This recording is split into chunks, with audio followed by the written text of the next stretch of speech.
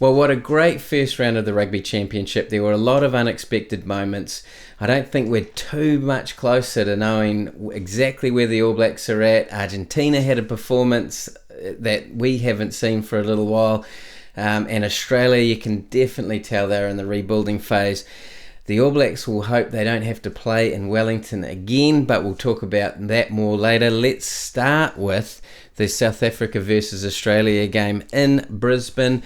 That was the first game of the round, a day game, and in great conditions in Queensland. So a few thoughts on that game. That line out that South Africa used to score one of their tries, throwing it to the rear jumper, and then lifting the front jumper, the rear jumper, passing it to the front jumper, who then for that pod, and then drove over to score. Very effective, very creative. Haven't seen that before. No one questioned its legality, but quite certainly caught Australia off guard. We saw South Africa running it from their own half, and then their own 22. That was vastly different to what they would normally play in terms of style and strategy. The Australians offered way too much time and space on defence. Their line speed wasn't there. Both teams got yellow cards, and the Wallabies were only able to score their try when South Africa were down to 13 men. So the game 33-7, very one-sided. It was 21-0 at half-time. South Africa they can play a different style, can't they? Certainly proving a lot of people wrong, or certainly showing us all a side that we haven't seen too much. And it was really quite a great game to watch, I must admit. Obviously a day game helps that, but yeah, South Africa running it from everywhere. Some real potential there with some young players coming through, and they can play expansively. And then Aussie, it's still very clear that they're at the early stages of their rebuild, and they still look to be quite far off the pace of the top teams, it's fair to say, certainly based on that performance, and probably just highlights that Wales are certainly in a different place at the moment as well, and further off the pace too.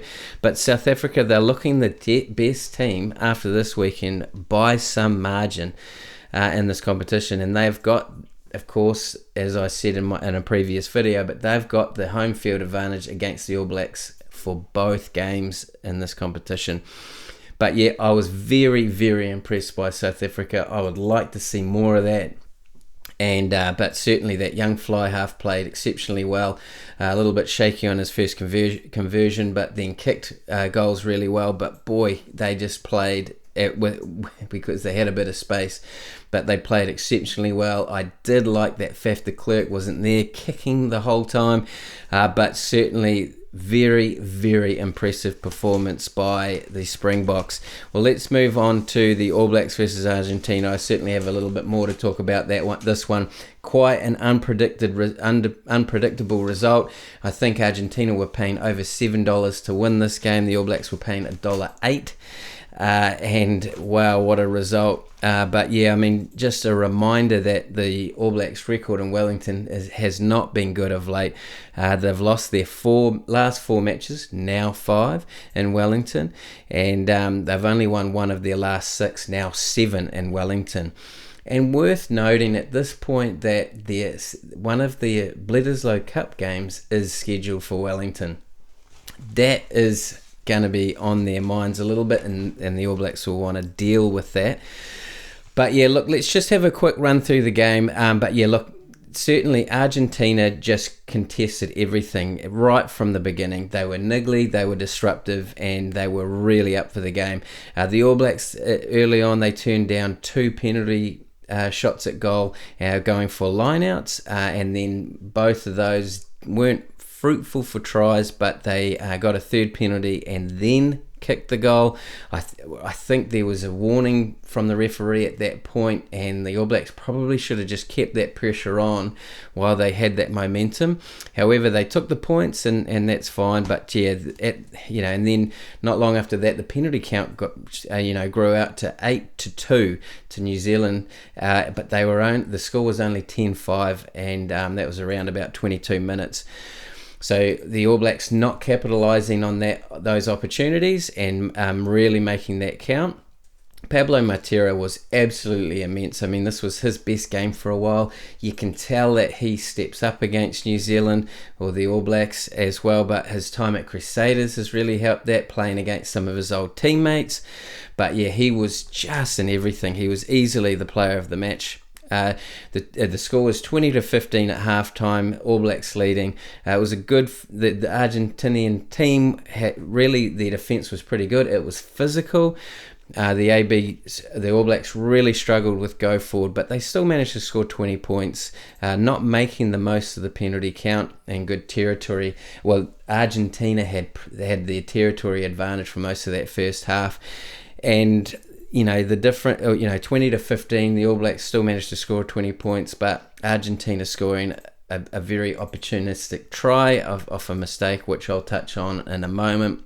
But yeah, look. After halftime, the Argentinians scored the first try. It was after a bit of backwards and back and forth, pretty even, just going backwards and back and forth, and they scored through a line-out, which I'll touch on in a minute.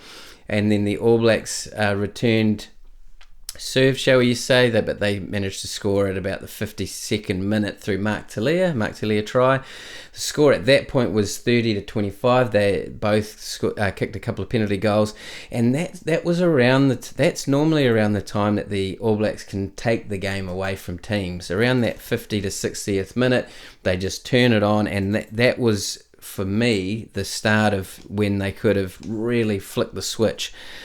But anyway, it took 60 minutes before the first scrum. 60 minutes, and you can tell that Argentina wanted to keep that pace going in the game. They didn't want.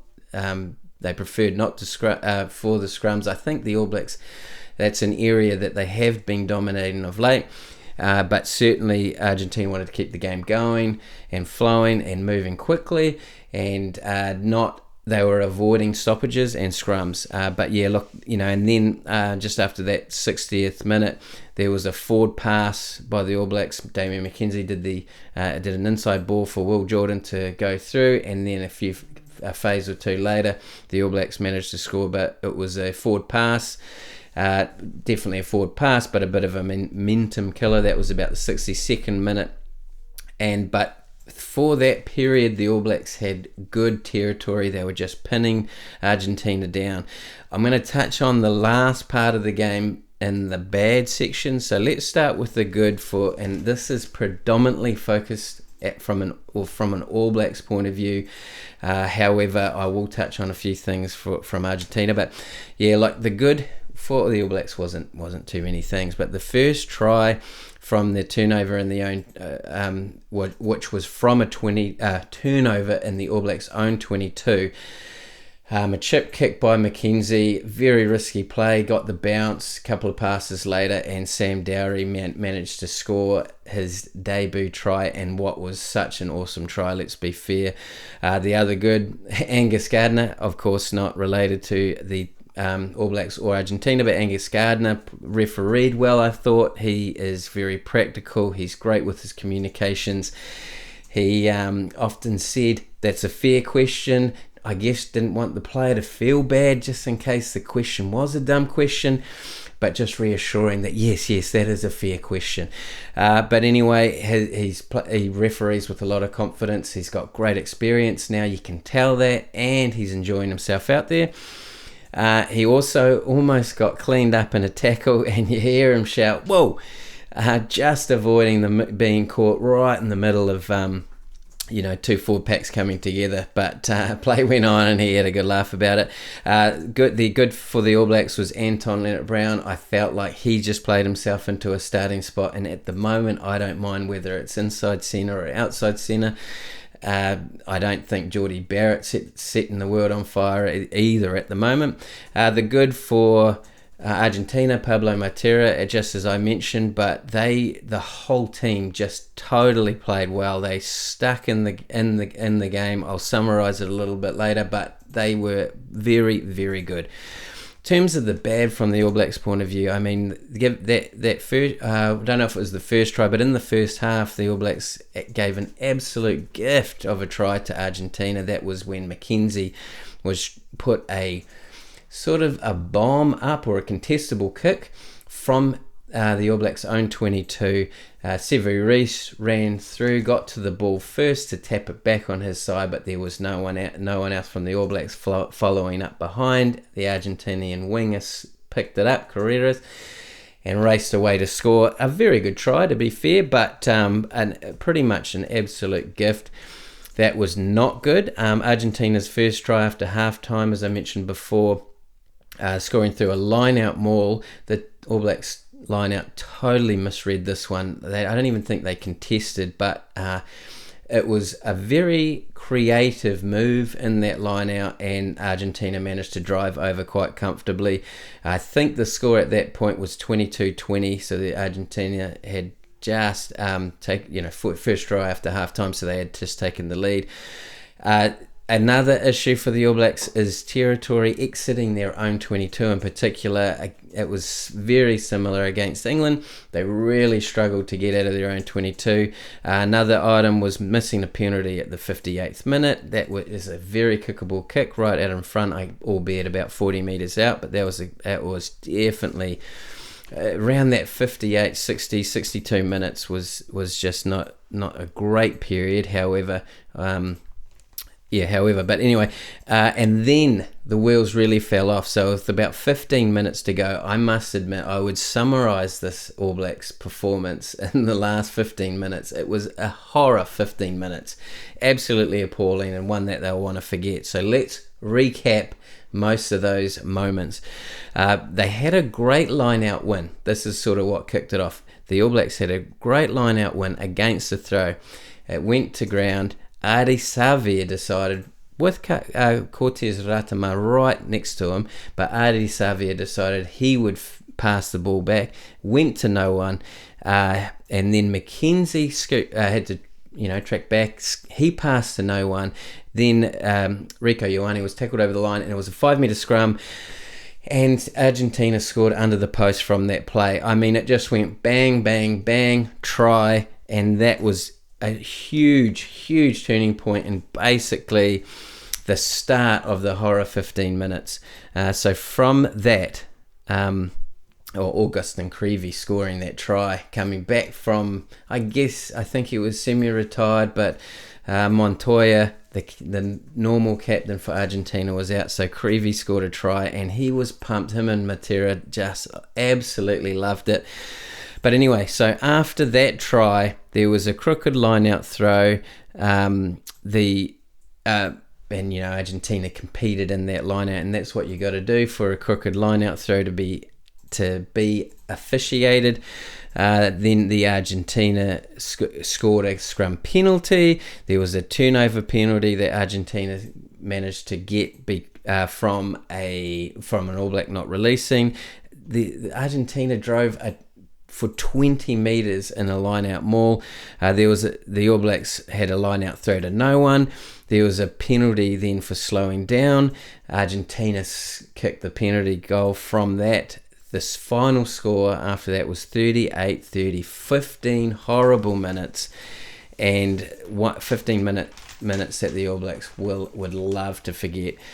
The other comment there, the reserves for the All Blacks just did not make a positive impact. I don't like singling players out, but there were two bad line-out throws. Young Satiti wasn't totally his fault or whatever, but certainly I think he was the closest player when there was two penalties against the All Blacks. So yeah, just quite a few areas that the All Blacks need to work on. However, it was a great spirited performance by Argentina. They really were up for it, and they had a great plan about how to combat the All Blacks. The All Blacks scored 30 points, right, against a pretty good defence, and that should be enough, but Argentina just stayed with them, took the opportunities when they were on offer, and when the All Blacks made the mistake, they pounced. The defence for the All Blacks will be an issue, clearing out of their half, managing defences that are coming up quickly. Damian McKenzie's never been strong at that, and I do think he should just try and watch some Richie Mo'unga highlights.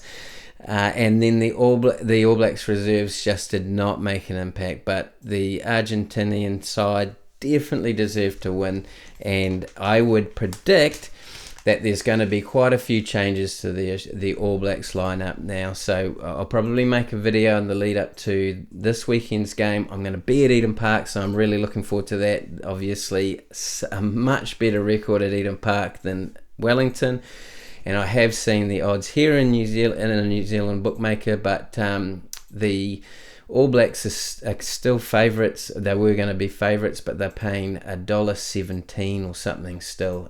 So I don't know how you can justify that after last weekend's game, but they are at Eden Park, so you'd like to think that they will be favourites, and it's going to be a massive effort for Argentina, but they will be pumped. They have beaten the All Blacks a few times in the last few years.